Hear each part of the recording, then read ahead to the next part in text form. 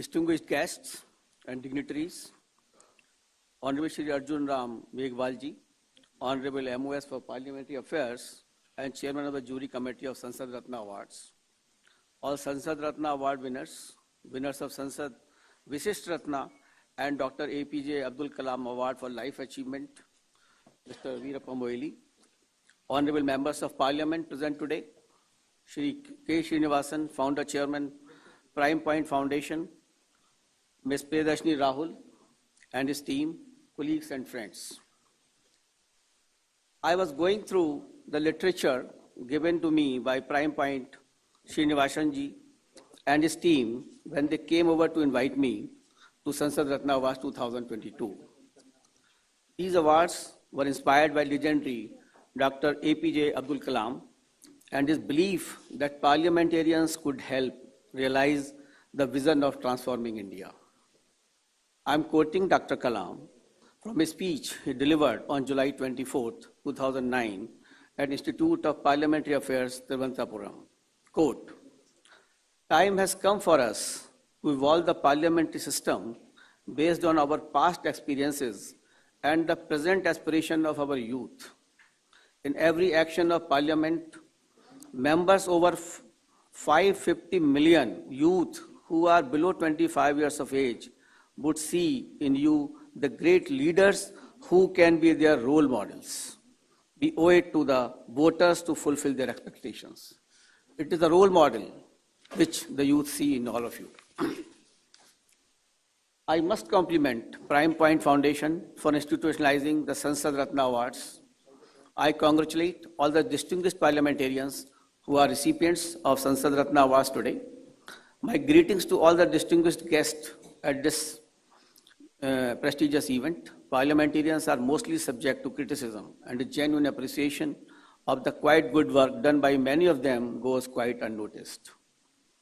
While getting re-elected may be best recognition that they would get, but it is recognition that comes only after 5 years and contingent on several other factors.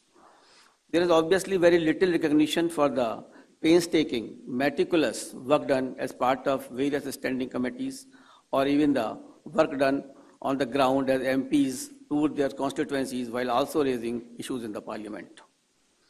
So what is the role of parliamentarian in nation building? In my view, the history and destination of nation is determined by 3 P's, that is, principles, pupil, and parliament. Pupil means the we, which Mr. Srinivasan said that we, pupil is the we. So these 3 P's are very important, that the principles, pupil, and parliament. The principles and the core values are set out very clearly in the Constitution of India. Being a representative democracy, it is the will of our pupil which is sovereign and most powerful. The parliament is the repository of the trust of pupil and an expression of his sovereign will. This casts a heavy responsibility on the members of parliament. It is a sacred trust which, in the words of India's first president, Dr. Rajendra Prasad ji, has to be approached with humility and prayer. I quote Dr. Rajendra Prasad at the first session of first Lok Sabha after the first general elections on May 6, 1952. Now we stand on the threshold of another phase of India's long story. We have to determine how best to serve her. You and I have taken the oath of service to this country of ours. May we be true to that pledge and dedicate our highest endeavor to its fulfillment." Unquote. While the parliament articulates a vocabulary of political rights, its more important role lies in ensuring a measure of happiness and prosperity of the people.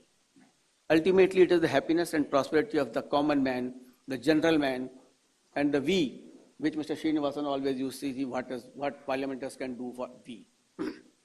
Through instrument of legislation, debate, discussions, and questions, parliamentarians, whichever political party or hue they may belong to, whether as part of the ruling dispensation or in the opposition or independent, each and every parliamentarian can and must contribute towards ensuring the well-being and welfare of the people whom he or she represents. Even a brief glance at India's legislative history would show that permanent and positive changes have occurred in India's body politic due to forward-looking radical legislation in every sphere of life, whether it is abolition of untouchability, agrarian reforms, protecting the girl child, right to education, environment protection, civil liberties, personal laws, no sphere of life has remained untouched from continuous reforms. In this reference, I shall also quote Dr. Ambedkar. A quote, what does social democracy mean? It means a way of life which recognizes liberty, equality, and fraternity as the principles of life.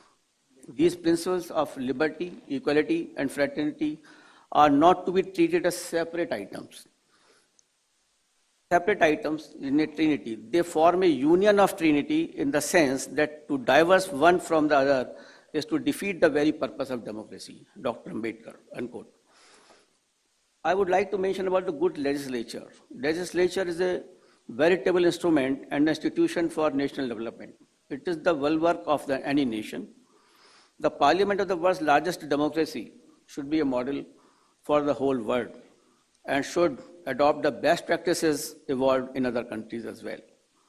So the next question to ask is, what do we want the legislature of 21st century to be like? We all would agree that legislatures will have to reinvent themselves in these times of dramatic changes. They will be heavily influenced by certain factors over which they have little control. That is technology, for instance, or social media or public health emergencies. The classical functions of a good legislature, in my understanding, are A, the inclusive legislature. This is the most important thing. A good legislature is truly and meaningfully representative. It must include diverse voices, especially of those who were marginalized earlier. This implies greater presence and participation of women in the parliament. As per data compiled by the Inter-Parliamentary Union, for the first time in 2021, the global average for women in parliament just exceeded 25%. The progress is painstakingly slow, and at this rate, it will take almost more than 50 years to achieve gender parity. In India, the first Lok Sabha had only 15 women MPs. The 17th Lok Sabha has 78 women MPs. But the progress is still slow. Enhanced representation of women in parliament can be achieved by the collective efforts of all of you who are present here. If you just see, in local bodies, the constitution guarantees 1/3 the reservation for women. It is heartening to note that so many grassroots women leaders have demonstrated their leadership and brought about visible change in their communities. So we will have to have a very inclusive parliament. We cannot be having any differentiation, and parliament is the true parliament will have to be very, very inclusive. Point number 2 is the role of parliament to engage and be responsive. The legislature has to be responsive to what citizens want, their expectations and aspirations. As parliamentarians representing a large population which has varying needs and demands, it is important for you to find ways and means to stay connected with the people. That is very important that certain MPs, just go after 5 years to meet their constituencies. Some are very regular to meet them, because this I have seen during my election scenario, that many persons have said that when we banned the rallies, then certain voters had told us that some of the leaders have come only after 5 years, especially when you banned the rallies, they could come to our home and tell us what is to be done. So the connection with the people is the most important thing, and we will have to stay connected with the people. You have a significant role to play in resolving conflicts, building consensus, and achieve best results. Citizens must get a sense that they are participating in the unfolding democracy, and it is up to you to give them that sense. C, while heated arguments, debates, and speeches are a barometer of a robust parliament, but frequent disruptions, walkout, hunger strikes are not. Time lost due to disruptions has seen a dramatic increase over the years, with some sessions being a complete washout. This does not augur well for the robust parliamentary democracy as ours. Participation in the parliament, raising matters of critical importance by virtue of question hour and zero hour are established parliamentary practices And this is the only way the people can get their voices heard and also make the government accountable, which is the basic role of any parliament. The precious opportunity should not be wasted by theatrics or slogan shouting or rushing to the well or even go out of the parliament. Dadabhai Naoroji, the first Indian member of British Parliament, put it very succinctly, quote, "It is in the parliament that our chief battle has to be fought, not the outside." I'll also mention about the role of standing committees. Standing committees form an integral part of Parliament's role in debate. They discuss laws and policies by analyzing them in depth. Additionally, standing committees provide a platform for MPs to track government expenditure, scrutinize policies and bills, and seek expert advice. Due to the untelevised nature of committee meetings, they are also used as a forum for consensus building among parties for controversial issues or contentious pieces of legislation. Having worked in government for more than 40 years, I have had multiple opportunities to interact with esteemed members of the various standing committees. And I think I must have gone maximum number of time in my life before the committee headed by Dr. Veerappa Moili. Members bring a wealth of experiences and inputs from the ground to these committees. Several laws which are obsolete are repealed, while others amended suitably by incorporating the suggestions of the standing committee. However, dwindling attendance in these committees is a cause of concern, and MPs must attend these committee meetings in a spirited and non-partisan manner. I am very glad that Sansad Ratna Awards have a special category for the committee, as they do a lot of hard work, which is silent and painstaking and largely goes unnoticed. Friends, the democracy is premised on the people of the country and all the institutions, whether it is the parliament or executive or the ECI. The focus is on the people, the common man, their dreams, aspirations, and expectations. It is only through regular elections, which are free, fair, and inclusive, that a truly representative parliament is chosen. It is ECI's constant endeavor that voters must be well informed so that the best candidates are chosen for the parliament or assembly who can represent them and work for them. ECI gives complete information about the candidates, their educational background, assets, liabilities, and criminal antecedents, if any. And the same is published on the website for the awareness of the voters so that each and every voter can be well informed and exercise the choice with the full information about the candidate. I'll just give you an idea of the elections also from the very first elections, just to give an idea of the long journey which we have traveled together with our voters on the path of democracy.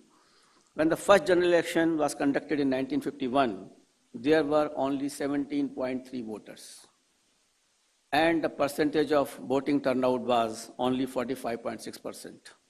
And when the last Lok Sabha elections were held in 2019, the voters were something around 91 crore, and the turnout was around 67%.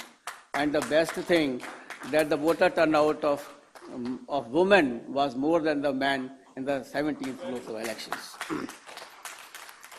As on today, there are more than 95.3 crore voters in this country, out of which 49 crore are male voters and 46 are female voters. And I'm sure with this growth of voters, by the time the next general elections will be held, we'll be crossing 1 billion voters in this country. Our endeavor has always been very participative, inclusive, and no person should be left behind. And in this endeavor, we have made our voters from the senior citizens above 80 plus. We have given heavy emphasis to them. The person with disabilities, which we forget. The Election Commission of India did extraordinary efforts in mapping the person with disability. And today, in our rolls, there are 81.3 lakh voters who are persons with disabilities. For women, for inclusion of women, we have done a lot of work as to how they should be included into the electoral rolls. There was a big challenge before the commission. But our officers, our BLOs have taken special pains to go to villages, to meet the women folks to explain in their own languages as to how they can become voter. And in these elections which we held very recently, I'm happy to say that in UP alone, the gender ratio was increased by 29 points, which is a very, very high percentage, followed by various other states also, 24 points, 25 points. We wanted that each and every woman, each and every senior citizen, each and every person with disability should be absolutely inclusive in the voters list. Until unless each and every one is a part of voting process, how can we make a strengthen a democracy as such? For women, we put even 1,900 exclusive women polling booths in the various parts during these particular elections, which were totally managed by the women officers and women security personnel, which gives a sense of confidence to them and other women who can come very freely to those polling stations without any fear at all.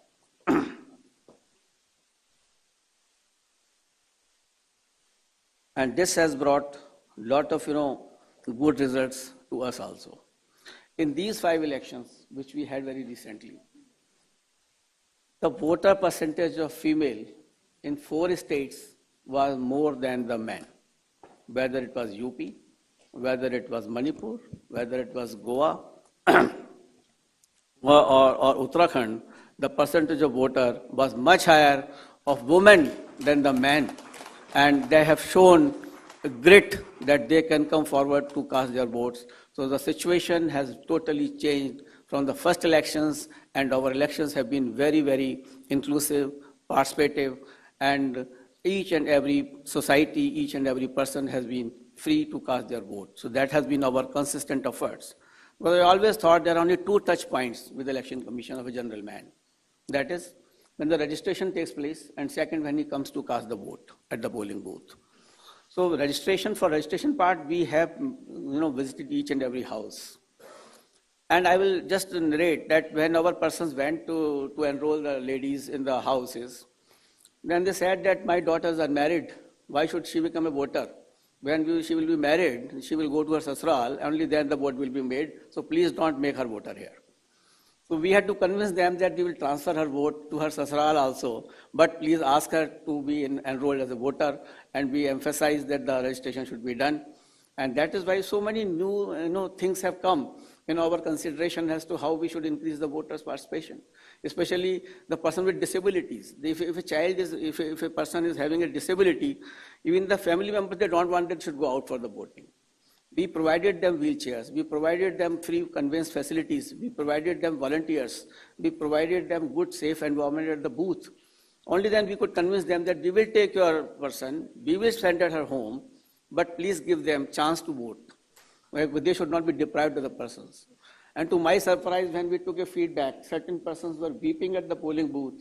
That is the first time in our life that we have come to booth and this opportunity has been given to us to cast the vote.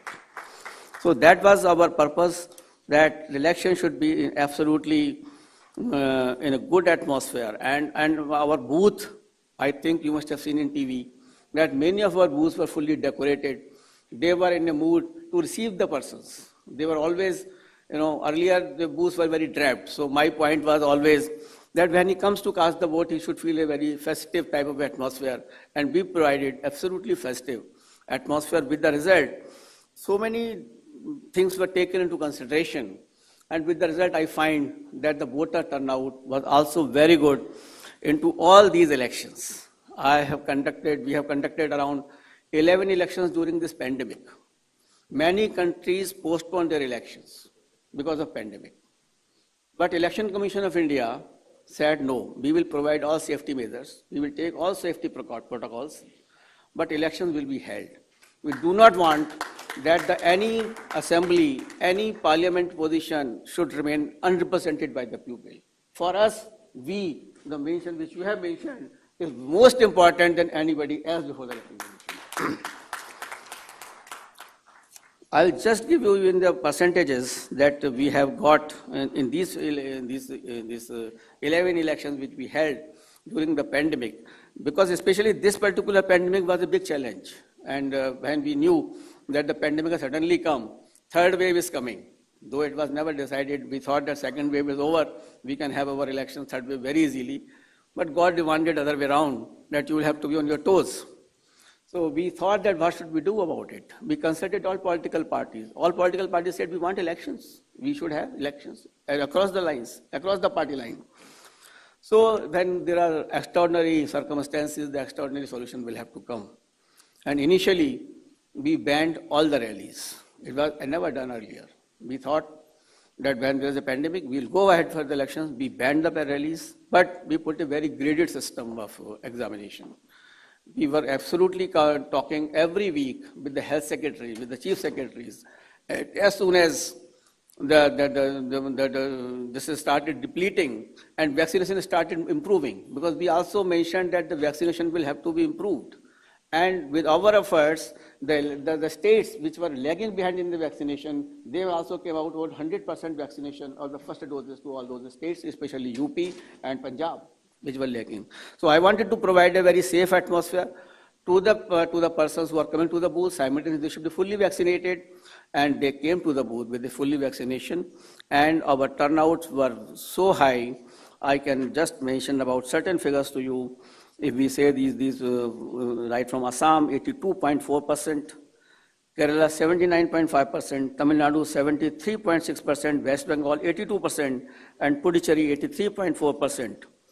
And if you see these, Goa 79.6%, Punjab 71%, Uttarakhand 65%, Manipur 88%, and Uttar Pradesh 61%, which was also equivalent to the last time.